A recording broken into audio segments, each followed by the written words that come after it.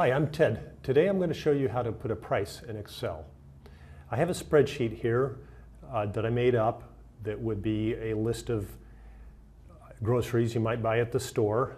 I'll just tell you ahead of time, I don't do the buying for the family, so you can probably have a good laugh at my guess on the prices.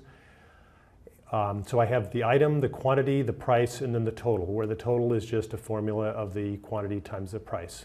But what I want to show you is how to show that it's a price with a dollar sign. So what we do is we draw a box around, all of the cells that we want to turn into prices, and then we look for somewhere up in your menus, depending on your computer and your operating system, there will be a dollar sign.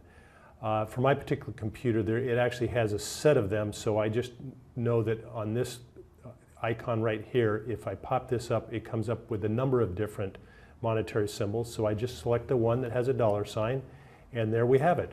There's now a dollar sign by all of the price items. And you can play around and try, maybe some of them you want to show a dollar sign and some of them you don't. Sometimes in a spreadsheet, maybe you want to have the first line have a dollar sign and then the other ones don't, and then the total does. So you can customize it to your own use. So I hope this has been helpful. I'm Ted, and today I showed you how to put a price in Excel. Thank you for watching.